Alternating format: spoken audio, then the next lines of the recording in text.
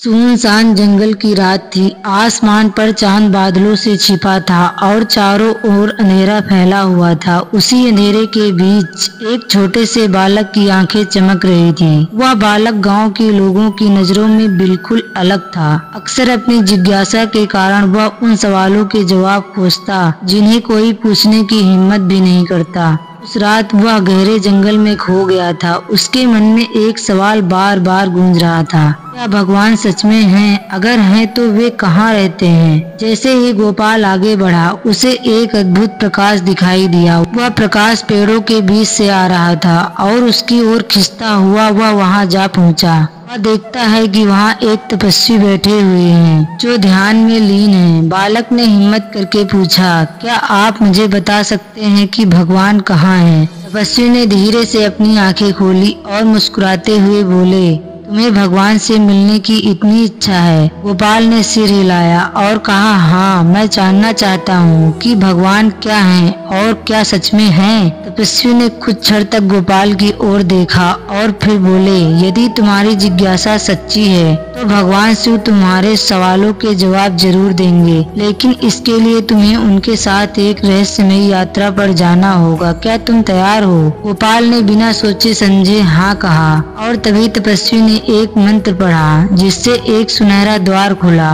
उस द्वार के पार एक नया संसार दिखाई दे रहा था, पहाड़, नदियाँ और एक रहस्यमय शिवालय। गोपाल जैसे ही उस द्वार से गुजरा, उसके सामने भगवान शिव प्रकट हो गए। उनका स्वरूप बहुत ही दिव्य था। 3 नेत्र, उनके माथे पर चंद्रमा और गले में नागों की माला थी। भगवान शिव ने गोपाल की ओर देखा और बोले, तुमने मुझे खोजा है गोपाल, मैं तुम्हें अपनी यात्रा पर ले चलूंगा जहाँ तुम्हें तुम्हारे सारे सवालों के जवाब मिलेंगे, लेकिन पहले तुम्हें एक शर्त माननी होगी। तुम्हें केवल अपने दिल की सुननी होगी। गोपाल ने शिव जी की बात मान ली और उन्होंने उसे एक सफर पर ले जाने का निर्णय किया। वे आसमान की ओर उठे और हिमालय की बर्फीली चोटियों को पार एक अज्ञात स्थान पर जा पहुँचे। वहाँ का वातावरण अजीब था, सब कुछ शांत था, लेकिन उस शांति में भी एक रहस्य छिपा हुआ था। वे एक विशाल सभा में पहुँचे जहाँ सभी देवता एकत्र थे, ब्रह्मा, विष्णु जी, इंद्रदेव और अन्य सभी देवता। गोपाल ने आश्चर्यचकित होकर चारों ओर देखा। शिव जी बोले, यह देवताओं की सभा है। हर बार जब मानव जात पर कोई संकट आता है तो हम यहाँ मिलते हैं और समाधान खोजते हैं। गोपाल ने सवाल किया, लेकिन क्या मानव खुद संकट का कारण नहीं होता?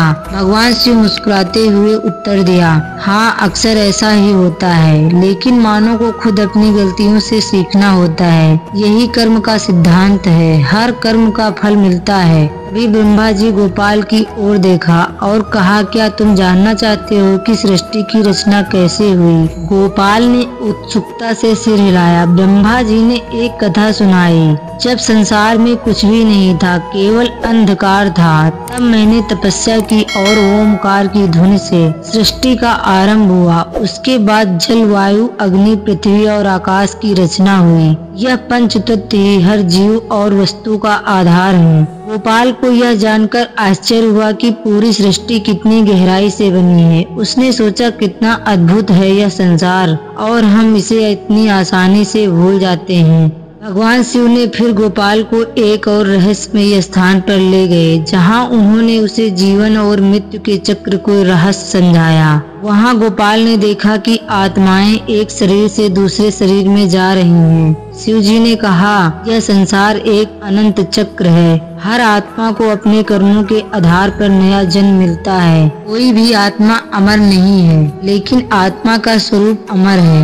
यह चक्र अनंत काल से चलता आ रहा है और चलता रहेगा। गोपाल ने आश्चर्य से पूछा, तो क्या हम अपने पुराने जन्मों के बारे में याद कर सकते हैं? भगवान शिव ने उत्तर दिया, सिर्फ कुछ आत्माएं जो बहुत ही उच्च आध्यात्मिक स्तर पर पहुंच जाती हैं, वे अपने पिछले जन्मों की स्मृतियां रख सकती हैं, लेकिन आमतौर पर हर जन्म की एक नई शुरुआत होती है। गोपाल को यह समझ आया कि हर जीवन एक नया अवसर है और और उसे हमें पूरी जिम्मेदारी के साथ जीना चाहिए। भगवान शिव ने फिर गोपाल को एक विशाल युद्ध भूमि पर ले गए, जहां योद्धाओं और असुरों के बीच युद्ध हो रहा था। यह युद्ध सत्य और अहंकार के बीच का था। गोपाल ने देखा कि सत्य कमजोर हो रहा है, क्योंकि असुरों के पास शक्ति और अहंकार था। उसने सवाल किया, भगवान अगर सत्य ही सबसे बड़ा है तो यह कमजोर क्यों हो रहा है? शिव जी ने गंभीरता से कहा, कभी कभी सत्य का मार्ग कठिन होता है और उसे परखने के लिए हमें धैर्य रखना होता है। सत्य को समय लगता है, लेकिन अंत में वही विजयी होता है। अहंकार चाहे कितना भी शक्तिशाली क्यों ना हो, वह कभी अस्थायी नहीं हो सकता।